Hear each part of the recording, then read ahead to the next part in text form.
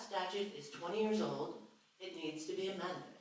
And it won't be amended in the House unless we have people who can get legislation through. And those people are Republicans.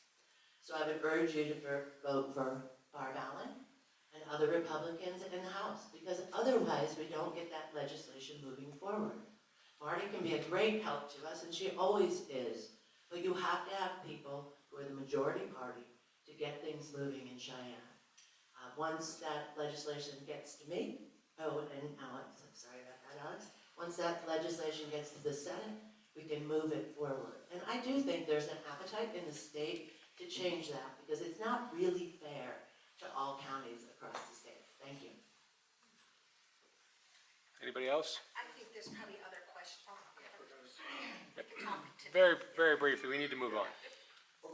I'm for the lodging tax. I used to own a small business in the area, and we are blessed to have a two-season economy. But even in the winter, it can be tough, and that can make all the difference for a small business.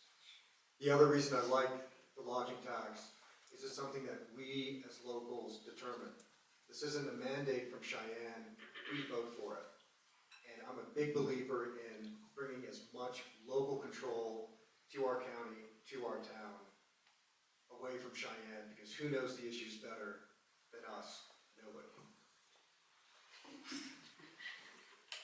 Thanks. I'm going to take moderator's prerogative here at this pose. Okay.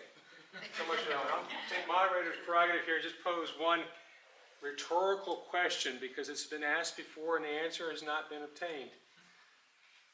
Can we get detailed information on where the lodging tax and the Travel and Tourism Board funds are being spent? And I'm not saying, oh, it's being spent on transportation. What part of transportation? What are the fine-grained structures of the spending? That information would give feedback to us, the voters, and to the council and everybody else as to are your funds being used properly? Are we being frugal enough? So let's move on. Let's move on from the lodging tax and get the next question. Jonesy, you got a question? Speak up. Yes, for the two sheriff's candidates and the governor, which are the main people on this, I think, but also for legislators.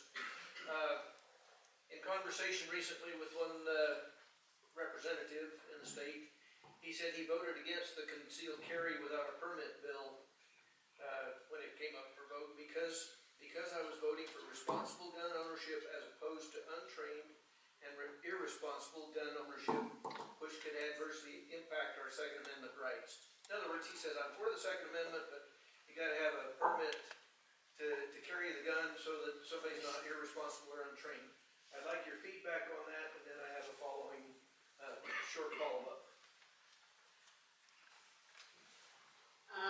I am in favor of our concealed firearms permit that we have going right now. I think it works for us. Permit or without a permit? In the state of Wyoming, you can have a permit, but you can also have it concealed without a permit. And for us, I think it works as law enforcement.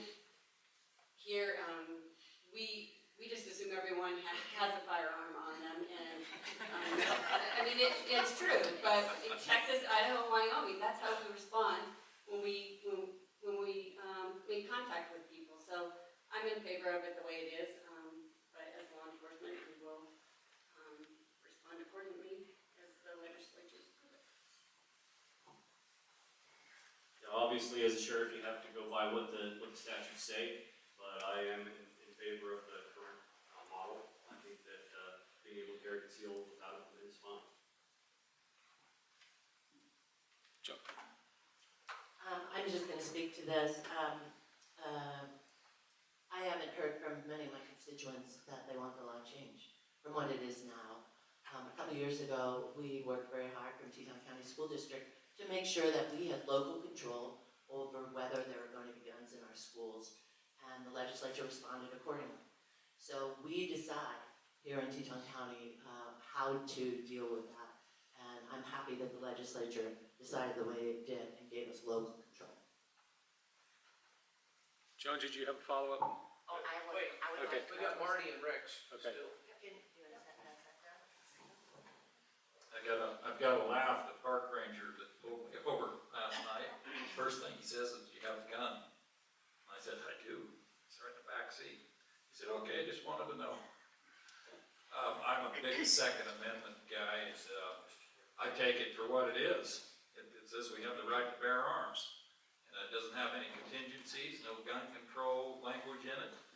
And so I think we ought to be able to, when Yellowstone Park finally allowed us to have guns in there, my family was always upset with that because you need them for protection, especially when there's grizzly bears all over the place. As governor, I would support no gun control on any legislation that came before me. We have a right to bear arms, and that's the way it should be. Thanks, Jonesy. That was my opponent who said, I support the Second Amendment except for unless this, unless that. So that's really no support of shall not be infringed. And I noticed that he is not here again today.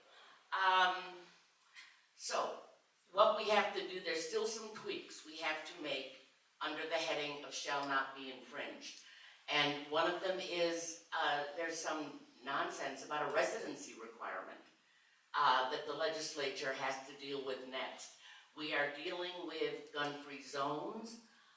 In the last session, we eliminated churches from the list of the gun-free zones that are in statute. And that, of course, was in response to the shooting in the Texas church.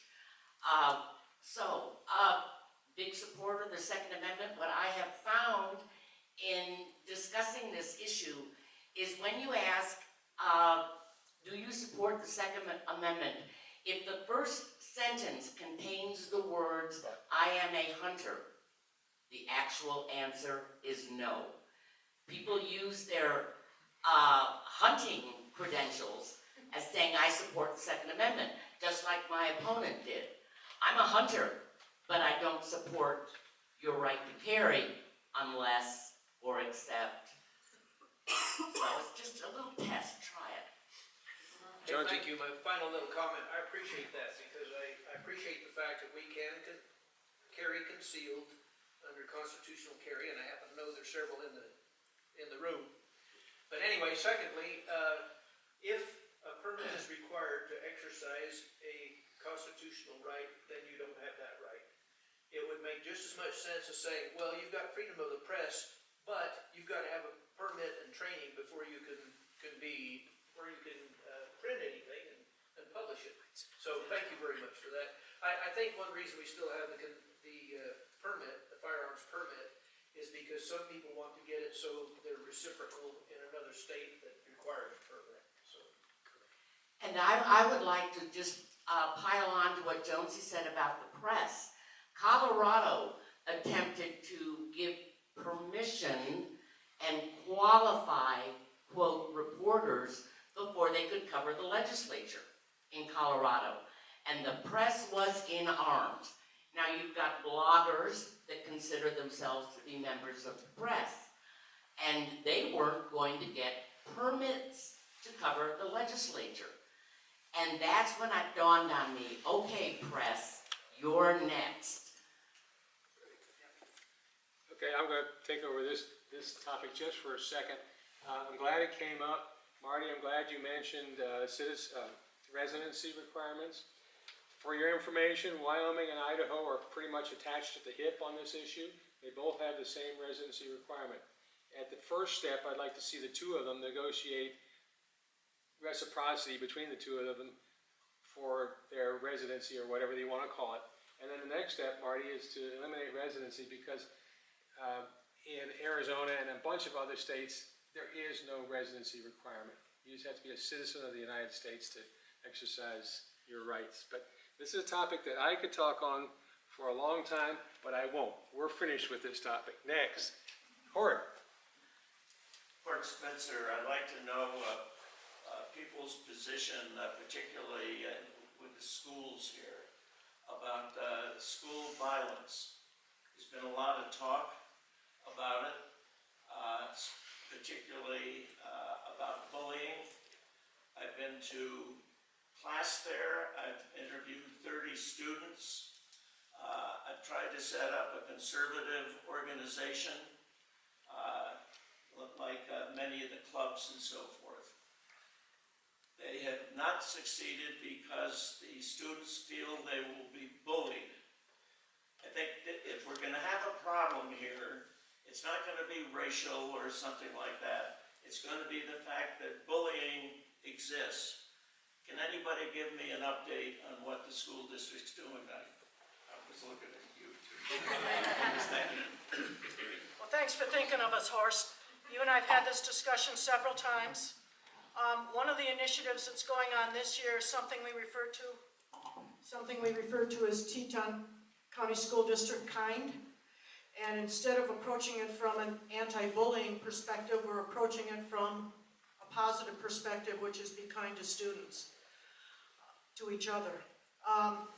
Interesting, one of our football coaches has asked his team to go out and do a random act of kindness. For example, you see another student sitting there by himself at lunchtime, go sit down next to him, and reflect on how that makes you feel after you've made somebody else's day.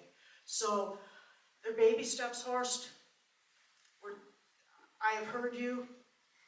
I've heard the stories myself, and all I can say is that we're working on it, and we have a great sensitivity to it.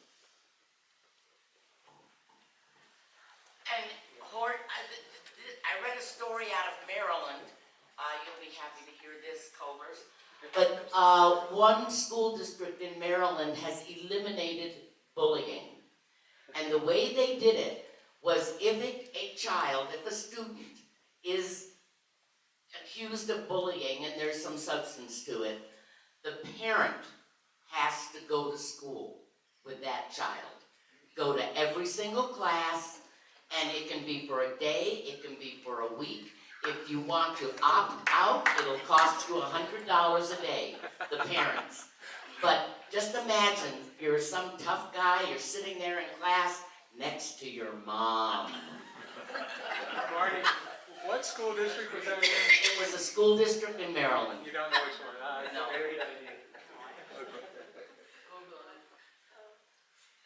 Anybody? There's Oh, a question. no,